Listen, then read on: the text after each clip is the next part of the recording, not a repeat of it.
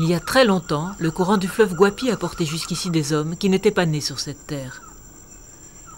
Ils étaient noirs. Ils fuyaient les conquérants espagnols qui les avaient arrachés à l'Afrique pour les faire travailler comme esclaves dans les mines d'or de la Sierra. Ici, ils retrouvèrent la chaleur et l'humidité de leur forêt natale. Alors ils s'installèrent, totalement oubliés des Blancs qui ne voulaient pas vivre dans ces zones de paludisme, sauf des prêtres qui venaient leur prêcher la religion catholique.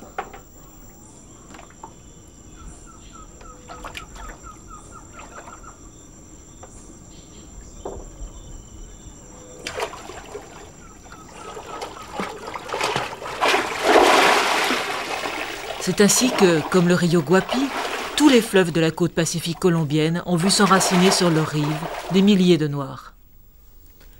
Parmi les premiers arrivés, les ancêtres de Francisco Torres. Depuis toujours, ils avaient su faire les tambours. Ils fondèrent la dynastie des meilleurs musiciens du fleuve.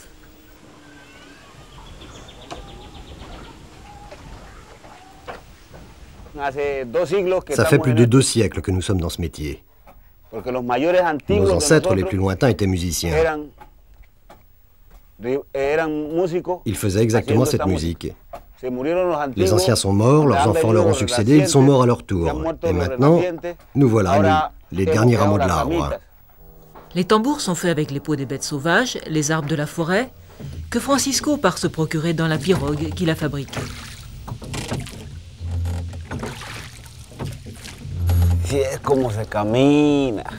C'est comme ça qu'on circule sur le rio Guapi.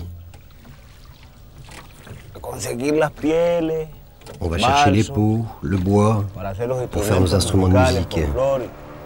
Mais ici, on commence à voir des gens pressés, qui troublent la paix du fleuve.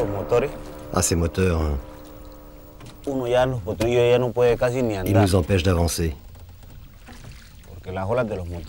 Leurs vagues aiment s'attaquer à nos petites pirogues pour les renverser. Mais quand on a une technique, une très bonne pratique, on tient quand même.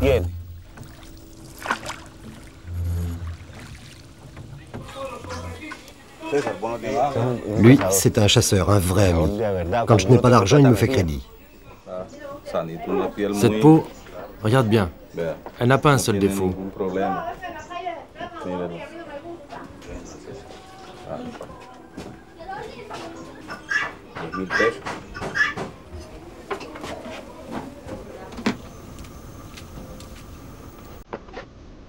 De l'autre côté du fleuve, c'est la ville, Guapi. Quelques milliers d'habitants. Aucune route ne la relie au reste du pays. Mais depuis peu, la vie moderne arrive par la mer. Des transistors, des motos même. Guapi, c'est une ville totalement noire. Et pourtant, on y vénère une blanche, la Vierge de l'Immaculée Conception. C'est une vieille légende. Doña Margarita, la maîtresse d'école, la tient de son grand-père, qui lui-même la tenait de son père.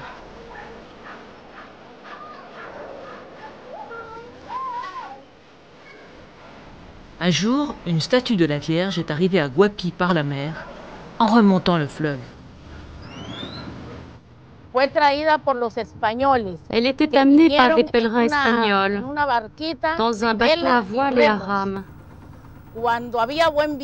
Quand il y avait du vent, le navire marchait à voile. Quand il n'y en avait pas, alors les Espagnols faisaient ramer leurs esclaves noirs. Survint une tempête si forte qu'elle les obligea à se réfugier à Guapi. Ils mirent leur Vierge à l'abri dans l'église et le jour suivant, alors qu'ils allaient repartir, la Vierge se fit si grande et si lourde qu'ils n'arrivèrent pas à la sortir. Elle avait décidé de rester ici avec les Noirs de Guapi.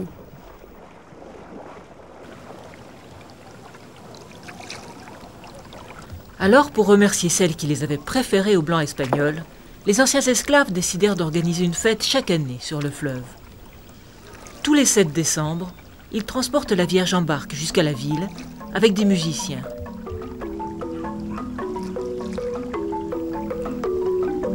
Pour Francisco Torres, c'est le jour le plus important de l'année. À la veille de la fête, Francisco et son frère Gennaro scient du bois pour remettre à neuf leur tambour. Cette scie, c'est moi qui l'ai perfectionnée.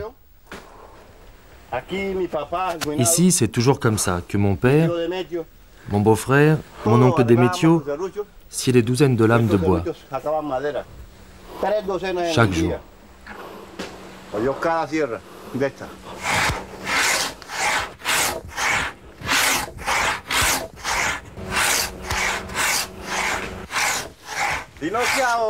Pourtant, ces temps-ci, je trouve qu'il y a beaucoup de changements dans la vie des gens. Quand il fait ses tambours, c'est toute sa vie que Francisco exprime. Et c'est pour ça que sa femme aime tant le voir travailler. On met la peau du chevreuil mâle sur le dessus du tambour, parce que c'est l'homme qui doit recevoir les coups. La peau de la femelle, on la met dessous, juste pour qu'elle vibre, car la femme, il faut la traiter avec douceur. Oui, plus gentiment. Une femme, il faut en prendre soin.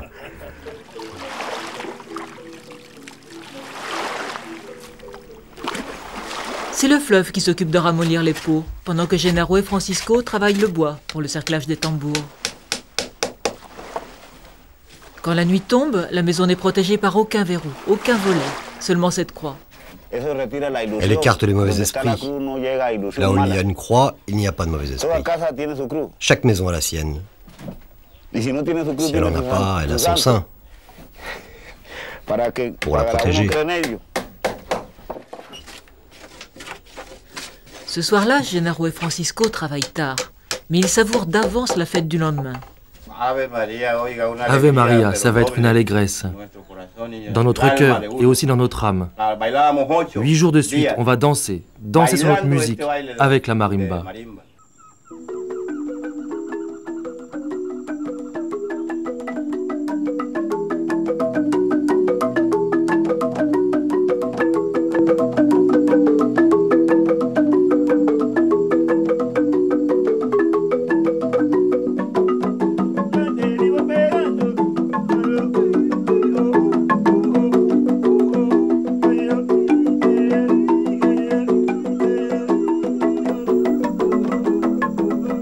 Comme tous les soirs, devant cette statue qui rappelle la légende, Francisco remercie la Vierge du fleuve.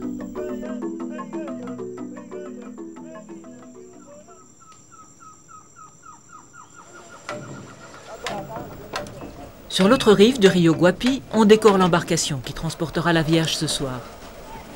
Ce n'est plus une barque à rame mais à voile comme autrefois, car l'idée qu'on ne peut plus rien faire sans argent est arrivée à Guapi. Maintenant, il faut un moteur, des guirlandes électriques. Alors heureusement, c'est un bienfaiteur qui va payer. Monsieur Matayana, ce blanc venu récemment de Bogota, patron de la seule usine de la région, une usine de cœur de palmier.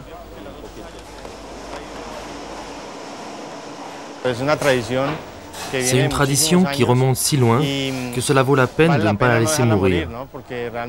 Et puis, c'est vraiment la seule fête de l'année qui soit populaire. Tout le village s'y met. 1 million de pesos, 7000 francs pour financer cette fête, c'est de l'argent bien placé, s'il permet de s'assurer la reconnaissance de tout un village. En tout cas, le travail des enfants ne coûte rien, ni les feuillages qui étaient jadis la seule décoration.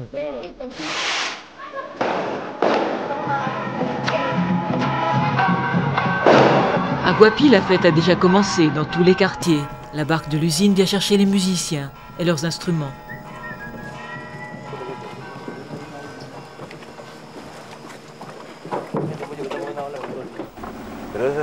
C'est vrai que le patron de l'usine nous aide, mais nous aussi on l'aide beaucoup.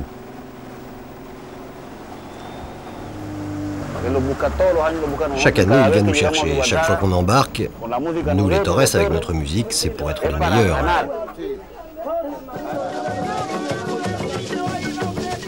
Ce que joue l'orchestre de Francisco, c'est le curulao, ce rythme typique du fleuve Guapi, parce qu'il rappelle la lointaine Afrique.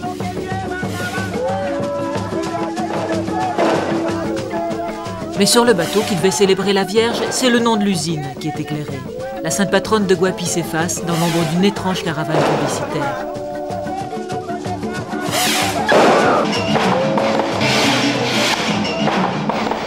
Devant la ville, le radeau tourne des heures, tirant des feux d'artifice à la plus grande joie de la population. Mais Monseigneur l'évêque est mécontent, car la messe est déjà terminée quand la Vierge enfin débarque, avec la musique des Torres.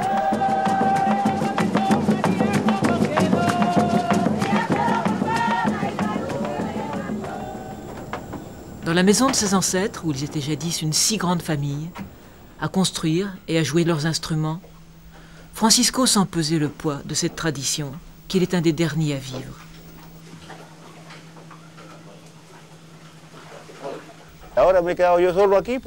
Maintenant me voilà seul ici, parce que la mort finit par tout disperser, non?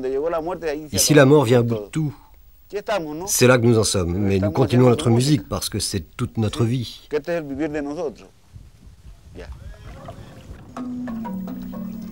Pour exprimer la nostalgie de ces 3 siècles de solitude, au bord d'un fleuve oublié par les Blancs, il reste cet enfant. Mais si lui-même oublie, la musique des Torres ira se perdre au loin, comme le Rio Guapi.